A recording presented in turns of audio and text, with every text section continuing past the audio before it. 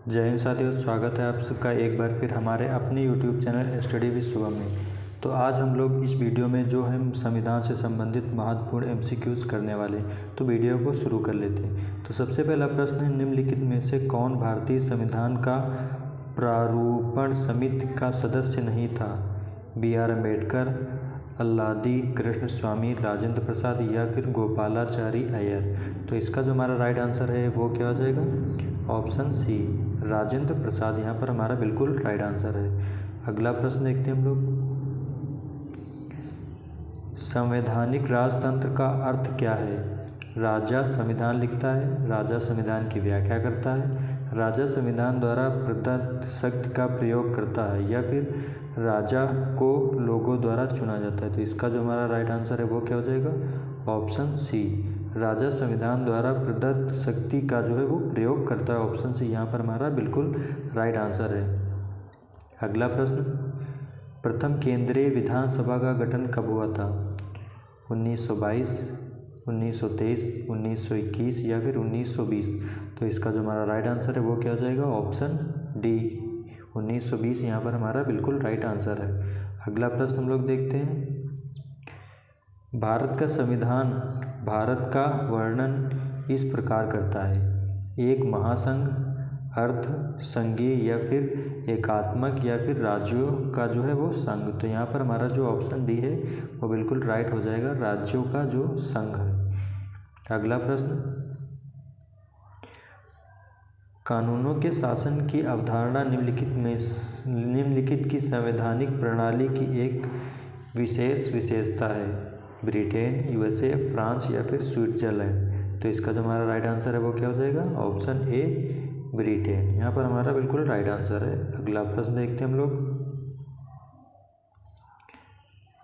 लोकप्रिय वीटो द्वारा संविधान में संशोधन की विधि अपनाई जाती है? ब्रिटेन, स्विट्जरलैंड, रूस या फिर भारत। तो इसका जो हमारा राइट आंसर है वो क्या हो जाएगा? स्विट्जरलैंड। ऑप्शन बी यहाँ पर हमारा राइट आंसर है। अगला प्रश्न हम लोग देखते हैं। निम्नलिखित में कौन सा सरकार की संसदीय प्रणाली का अपरिहार्य गुण है? संविधान का लचीलापन, कार्यपालिका और विधायिका का संलयन, न्यायिक सर्वोच्चता या फिर संसदीय प्रभुत्व। तो हमारा इसका जो राइट आंसर है वो क्या हो जाएगा? कार्यपालिका और विधायिका का संलयन। ऑप्शन बी हमारा बिल्कुल यहाँ पर राइट आंसर है। अगला प्रश्न हम लोग देखते हैं।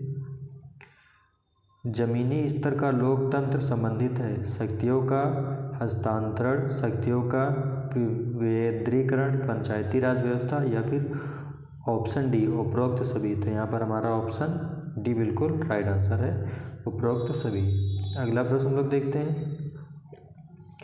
लोकतांत्रिक समाजवाद का लक्ष्य है: शांतिपूर्ण तरीकों से समाजवाद लाना, हिंसक और शांतिपूर्ण तरीके से समाजवाद लाना, हिंसक तरीकों से समाजवाद लाना या फिर लोकतांत्रिक तरीकों से समाजवाद लाना। तो यहाँ पर हमारा जो राइट आंसर है वो क्या हो सकता है? ऑप्शन डी बिल्कुल यहाँ पर राइट आंसर है।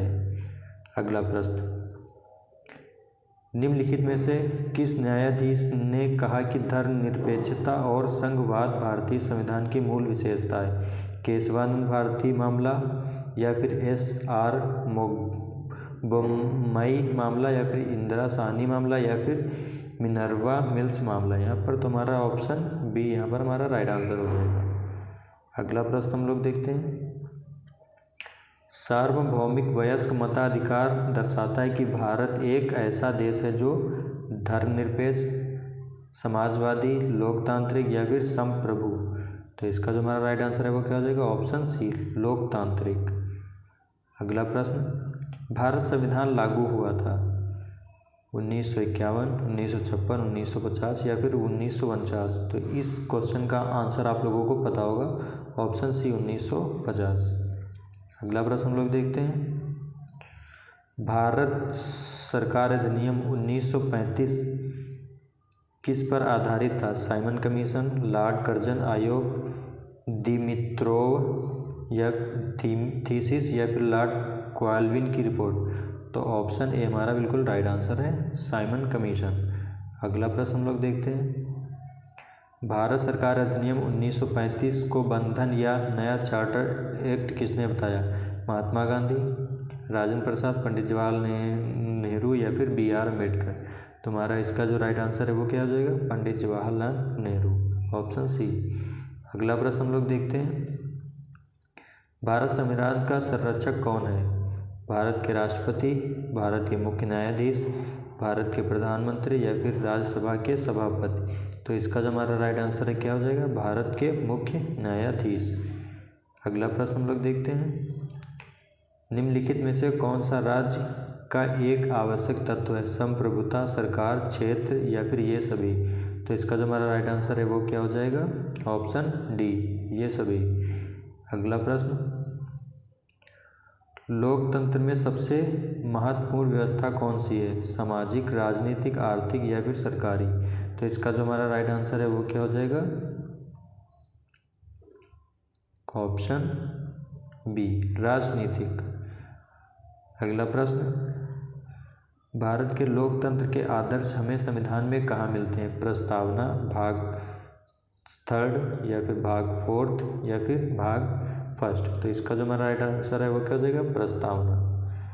अगला प्रश्न, भारतीय संविधान के अनुच्छेद 14 में प्रयुक्त कानून के समक्ष समानता वाक्यांश उधार लिए गए हैं? USA, जर्मनी, ब्रिटेन या फिर ग्रीस। तो इसका जो हमारा राइट आंसर है वो क्या हो जाएगा? Option C, Britain. अगला प्रश्न, भारतीय संविधान निर्माताओं की सोच और आदर्श निम्नलिखित में से किस परिलक्षित होते हैं? प्रस्तावना, मौलिक कर्तव्य, मौलिक अधिकार या फिर राज्य के नीति निर्देशक सिद्धांत। तो इसका जो हमारा राइट आंसर है वो क्या हो जाएगी? प्रस्तावना, ऑप्शन ए हमारा यहाँ पर बिल्कुल राइट आंसर है। अगला प्रश्न, निम्नलिखित में से कौन सा भारतीय संविधान की विशेषता नहीं है? सरकार का संसदीय स्वरूप, न्यायपालिका की स्वतंत्रता, सरकार का राष्ट्रपति स्वरूप या फिर संघीय सरकार। तो इसका जो हमारा राइट आंसर है वो क्या हो जाएगा? सरकार का राष्ट्रपति स्वरूप, ऑप्शन सी यहाँ पर हमारा राइट आंसर है। Doctor B.R. अम्बेडकर ने किसे संविधान का हृदय और आत्मा कहा? समानता का अधिकार, शोषण के विरुद्ध संवैधानिक उपचार का अधिकार या फिर धार्मिक स्वतंत्रता का अधिकार। तो इसका जो हमारा राइट आंसर है क्या हो जाएगा? ऑप्शन सी, संवैधानिक उपचारों का जो है अधिकार। अगला प्रश्न, भारत में एकल नागरिकता की अवधारणा अपनाई गई? England, USA, Canada, France. तो इसका जो राइट आंसर है वो क्या हो जाएगा? इंग्लैंड, ऑप्शन ए यहाँ पर हमारा बिल्कुल राइट आंसर है। अगला प्रश्न, भारत के राष्ट्रपति पर महाभियोग अपनाई जाती है? USA, UK या फिर USSR या फिर फ्रांस। तो इसका जो हमारा राइट आंसर है वो क्या हो जाएगा? आप लोग जो है वो कमेंट बॉक्स में कमेंट करके बताएंगे इसका राइट आंसर क्या है। तो आज की वीडियो में बस इतने ही MCQs, कल की वीडियो में हम लोग इसके आगे के जो है MCQs करेंगे। तो थैंक्स फॉर वॉचिंग।